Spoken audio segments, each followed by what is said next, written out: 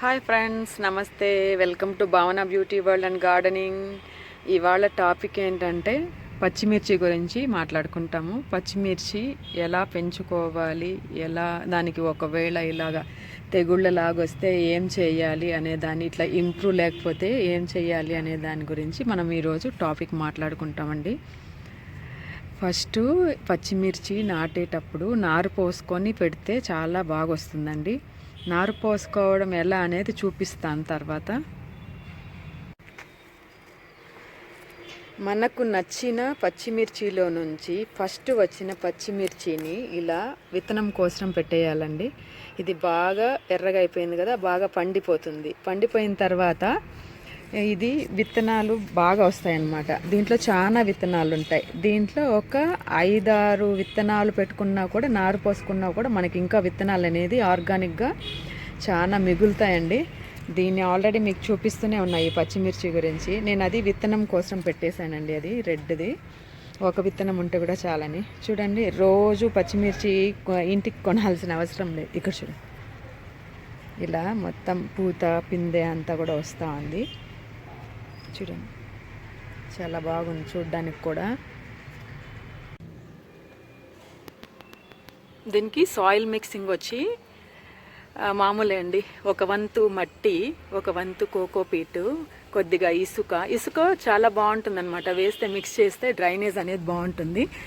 ఒకవేళ మీకు ఇసుక దొరకలేదంటే ఎర్రమట్టిలో కొంచెం మట్టి కాకుండా ఇసుకలాగా కొంచెం ఎక్కువ ఉంటుంది కదా, అలాగ ఉండేటప్పుడు మనము ఇసుక కలపాల్సిన అవసరం లేదండి. దీంతోపాటు ఆవు మాగిన పశువుల ఎరువు కొద్దిగా మిక్స్ చేసినామంటే, మట్టి చూడండి ఇంతే ఉంది. దీంట్లో చూడండి ఎంత పూత, ఎంత యాక్చువల్లీ ఈ మధ్యకాలంలో వర్షం బాగా పడింది. స్టార్టింగ్లో అయితే ఇలాగ చూడండి, ఇలాగ అయిపోతుంది. ఇలాగ ఒకవేళ అయ్యిందంటే పుల్ల మజ్జిగలోకి వాటర్ కలుపుకొని దీనిపైన స్ప్రే చేసినామంటే బాగా అయిపోతుంది. కాకపోతే వర్షం పడింది కాబట్టి ఈ పచ్చిమిర్చి ప్లాంట్ చాలా బాగా వచ్చేసింది అనమాట. ఇది కొన్ని రోజులు అలాగే ఉంటుందండి. ఇది చూడండి, ఇటుపక్క చూడండి, ఇక్కడ అట్లాగే ఉంది. ఇటుపక్క అంతా బాగా వస్తుంది. ఇది కూడా అట్లే, ఇది చూడండి మళ్ళీ అలాగే ఉంది. వర్షంలో యాక్చువల్లీ వర్షం నీళ్ళల్లో చాలా హెల్దీ ఉంటుంది కదండి మొక్కలకి. మనం నీళ్లు పోసేదానికన్నా వర్షం చినుకులు 4 పడిందంటే దానికి హెల్దీ ఫుడ్ లాగా అనమాట. కాబట్టి మనం ఏమి ఫీల్ అవ్వాల్సిన అవసరం లేదండి. ఇట్లా ఉన్నా కూడా మనకి పుల్ల మజ్జిగలో వాటర్ డైల్యూట్ చేసుకునేసి, ఇది కూడా చూడండి అట్లాగే అయిపోయింది. వాటర్ డైల్యూట్ చేసుకునేసి స్ప్రే చేసినామంటే అవి వెళ్ళిపోతాయి.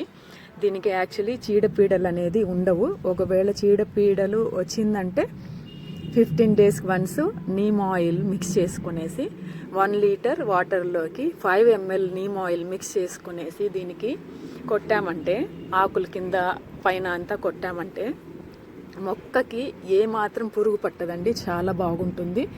ఇది చూడండి, ఇంత చిన్న మట్టిలోనే ఇది చూడండి, ఈ చిన్న బకెట్, ఈ బకెట్లోనే చూడండి ఎన్ని పచ్చిమిర్చి స్టార్ట్ అయిపోయిందో. మట్టి అనేది హెల్దీగా ఉండి కొంచెం మట్టి ఉన్నా కూడా చాలా బాగా వస్తుందండి. చూడండి, పచ్చిమిర్చి చాలా బాగున్నాయి. యాక్చువల్లీ పచ్చిమిర్చి అలా కొన్ని మనమే పండించుకుంటే చాలా హ్యాపీగా ఉంటుందండి.